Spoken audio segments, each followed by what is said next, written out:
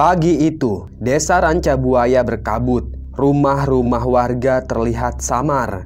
Dari semalam memang hujan turun sangat deras. Baru reda sekitar jam 4 pagi. Jadilah desa itu diselimuti kabut yang cukup tebal. Di sana juga terdengar suara kampak yang beradu dengan kayu kering. Juga suara laki-laki yang terkesan sedang mengeluarkan seluruh tenaganya. Dia adalah Ende. Sepagi ini, dia sedang mengampak kayu bakar di belakang rumah. Ende sesekali menyekak keringat di dahinya. Kemudian, dia menebaskan kembali kampaknya, membelah kayu kering yang dia ambil dari hutan. Sesaat kemudian, Ende mendengar suara derap kuda yang mendekat. Segera ia letakkan kampaknya lalu bergegas untuk melihat siapa yang datang. Langkah Ende sangat terburu-buru. Dia kaget karena selama ini tidak ada orang yang berani mendatangi desa Rancabuaya.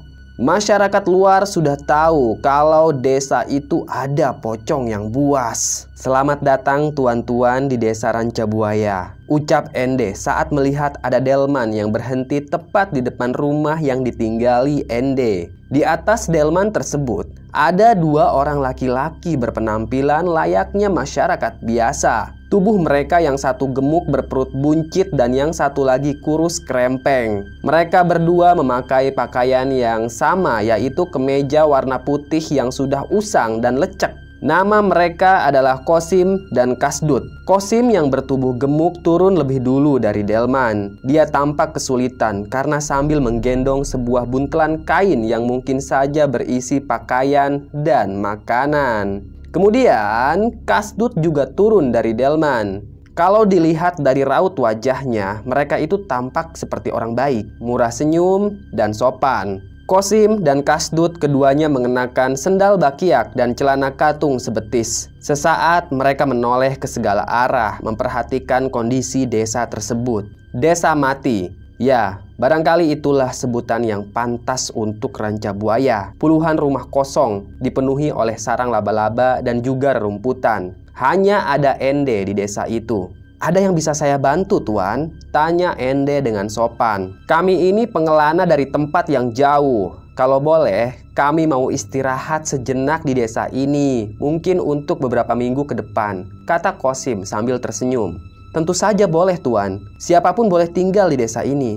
Tidak ada yang melarang," timpal Ende. "Terima kasih kalau gitu, Bah," sahut Kasdut. "Ya, sama-sama. Panggil saja saya Ende. Nama kalian siapa?" "Saya Kasdut dan saya Kosim," ucap mereka berdua. Mereka pun bersalaman. Lalu Kasdut memberi uang koin pada kusir yang telah mengantarkan mereka ke desa tersebut. Uang koinnya sangat banyak. Entah kenapa Kasdut memberikan uang sebanyak itu. Namun dari raut wajah sang kusir, dia tampak ketakutan dan ingin segera pergi dari desa Rancabuaya. Segera setelah menerima uang koin, delman itu pun putar balik dan pergi meninggalkan desa Rancabuaya. Derap kuda terdengar menjauh lalu hilang begitu saja. "Kalian boleh tempati rumah manapun yang kalian suka, silahkan," kata Ende. Kedua pengelana itu pun kembali berterima kasih pada Ende. Mereka memilih rumah yang letaknya tidak jauh dari rumah Ende. Kemudian Kosim dan Kasdut masuk ke dalam rumah tersebut sambil ngobrol hal-hal sepele. Sementara itu, Ende tersenyum sambil memperhatikan gerak-gerik tamunya itu. Ende sangat senang karena dia bakalan punya stok makanan untuk pocong duloh. Selama ini, Ende memberi makan pocong itu dengan hasil berburu di hutan seperti kelinci, kijang, dan babi. Darah hewan itulah yang menjadi makanan duloh. Dan kini, Ende seakan-akan ketimpuk rejeki nomplok karena ada 2 orang bodoh yang nyasar ke desa Rancabuaya. Mereka berdua tentu akan ditumbalkan oleh Ende. "Kalau butuh makanan datang saja ke rumahku. Di sini banyak makanan," ucap Ende dengan nada tinggi karena kedua tamunya itu sudah masuk ke dalam rumah. "Baik Pak, terima kasih," jawab Kosim dari dalam rumah. Segera Ende pun masuk ke dalam rumahnya. Dia menutup pintu rapat-rapat. Kemudian Ende melangkah ke kamar. Di dalam kamar tersebut ada sebuah peti kayu yang di dalamnya terdapat pocong Duloh yang sedang berbaring dengan sangat tenang. Kedua matanya tertutup. Wajahnya tampak utuh namun pucat. Ajian Pancasona itu benar-benar sakti sehingga membuat tubuh Duloh tidak bisa hancur. Menjelang sore, Kosim dan Kasdut keluar dari rumah tersebut. Mereka membawa peralatan aneh. Kosim memegang kain warna putih yang cukup lebar, sementara Kasdut membawa potongan pelepah bambu yang di atasnya ada tulisan kuno. Entah apa makna tulisan tersebut. Kain putih digelar tepat di halaman rumah. Kedua orang itu duduk sila. Mereka duduk di atas kain putih tersebut. Lalu dari rumahnya Ende terdengar suara raungan yang sangat mengerikan. Itu jelas raungan pocong Duloh. Atas perintah Ende, Duloh dibangkitkan. Di dalam rumah itu, Ende melangkah mendekati pocong Duloh yang sudah berdiri di hadapannya. "Kau mau darah segar?" bisik Ende. "Di luar ada mangsa empuk, habisi mereka. Hisap darahnya sampai kempis," sambung Ende. Desis Duloh. Pocong itu sangat bernafsu. Perlahan dia melayang datar keluar dari rumah. Duloh kini berdiri di teras rumah. Dia membalikkan tubuhnya menatap dua orang lelaki yang sedang duduk sila di atas kain putih. Kemudian Duloh membuka mulutnya lebar-lebar. Dari mulutnya itu keluar lidah warna hitam dan berlendir. Lidahnya mengeluarkan bau busuk yang sangat menusuk hidung. Perlahan lidah itu tiba di hadapan Kosim dan Kasdut. "Sekarang!" ucap Kasdut. Mereka berdua pun lompat dengan sangat tinggi menghindar dari serangan Duloh. Kemudian dengan ajaib, kain putih itu bergerak lalu menggulung lidah pocong tersebut. Dan saat kedua lelaki itu mendarat, mereka langsung menarik lidah pocong Duloh itu sampai Duloh terpelanting. Pocong Duloh terbaring di atas tanah. Lidahnya masih dibungkus menggunakan kain putih. "Bajingan!"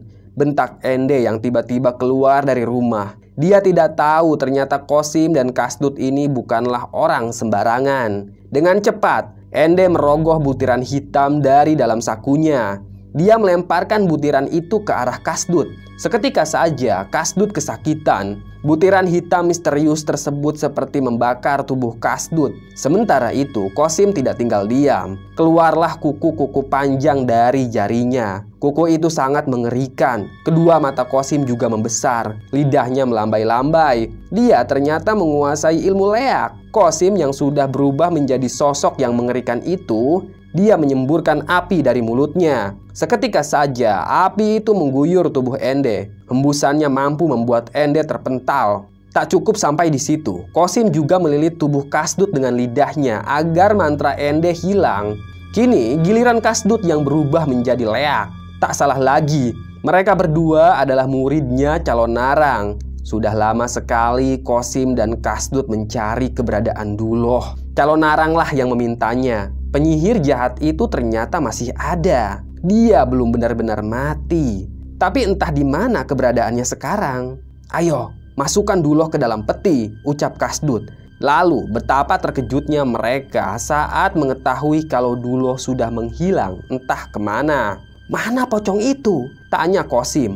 Kasdut menggelengkan kepala. Kedua leak tersebut menoleh ke segala arah mencari keberadaan Duloh. Kemudian secara mengejutkan pocong itu tiba-tiba saja muncul di atas kepala mereka. Duloh meraung mengucapkan kata getih. Kedua leak itu kemudian menyemburkan api yang sangat besar. Bahkan tubuh Duloh sampai tidak terlihat karena saking besarnya. Semburan api itu cukup lama dan setelah api reda, tampak Duloh masih melayang di atas kepala kedua leak itu.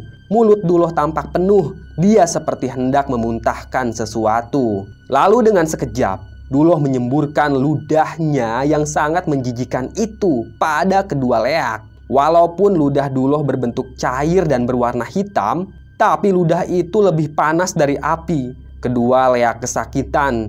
Mereka terkapar di atas tanah sambil mengamuk seperti cacing kepanasan. "Kasdut, ambil lontarnya," ucap Kosim sambil meringis menahan sakit. Darah keluar dari mulutnya. Dia tidak menyangka kalau pocong Duloh sekuat ini. Dengan susah payah, Kasdut berhasil mengambil sebuah lontar atau mantra yang ditulis pada pelapah bambu. Kasdut pun membacanya sambil bergetar. Seketika saja, angin muncul dari arah barat menerbangkan dedaunan dan menumbangkan pepohonan. Rumah-rumah warga di desa itu juga porak-poranda. Hampir semuanya roboh. Hujan deras turun tiba-tiba. Petir berkelebatan. Suaranya memekakan telinga. Badai yang datang secara spontan itu adalah efek dari pembacaan mantra sakral yang tertera pada lontar milik Calonarang. Dulu Calonarang pernah menulis banyak sekali mantra pada lontar-lontar yang terbuat dari bambu. Banyak dari muridnya yang masih memegang lontar itu demi mencapai ilmu leak tingkat tinggi. "Baca terus!" teriak Qasim yang masih kesakitan. Tubuhnya berubah kembali menjadi manusia. Mungkin saja energinya sudah habis. Begitupun dengan Kasdut. Perlahan wujudnya kembali seperti semula. Tapi dia terus membaca mantra itu berulang-ulang. Duloh malah semakin marah. Dia mengeluarkan kekuatan gaibnya. Dari mulut Duloh muncul sosok hitam mengerikan. Tubuhnya kurus kerempeng tapi tinggi menjulang sampai melebihi pepohonan. Sosok itu bermata merah menyala dan bertaring sangat tajam. Qasim meringsut mendekati kawannya. Dia juga ikut membaca mantra-mantra. Semakin keras dan semakin membara. Badai pun tambah besar. Sungai di seberang mendadak banjir. Sosok hitam itu kemudian menggenggam tubuh Qasim lalu membantingnya. Qasim sekarat di tengah hujan yang sangat deras. Kasdut pun mulai panik, tapi dia masih terus membaca mantra. Kemudian dari arah timur muncullah angin puting beliung yang sangat brutal. Angin tersebut menghancurkan apapun yang ada di hadapannya. Tampak di tengah pusaran ada jasad Ende yang ikut terbawa melayang. Sosok hitam menoleh ke belakang. Dia tahu ada angin besar yang mendekat padanya. Angin itu pun menerjang tubuh iblis tersebut. Kemudian dengan sekejap sang iblis masuk kembali ke dalam jasad Duloh. Dan tak lama kemudian jasad Duloh pun lunglai, lalu terpental jauh. Tubuhnya membanting pada batu besar, kemudian terkapar di atas batu. Angin puting beliung itu juga menghantam Qasim. Tubuh Qasim pun remuk, dia mati di tempat. Sementara itu, Kasdut masih bertahan sambil memegangi akar pohon. Tubuhnya masih sakit serasa dibakar oleh ludah pocong Duloh. Kemudian pandangan Kasdut kabur. Perlahan kedua matanya tertutup. Dia pun tak sadarkan diri. Bersambung. Terima kasih sudah menyimak cerita Mbah. Tunggu cerita-cerita lainnya ya. Tetap sehat dan salam merinding.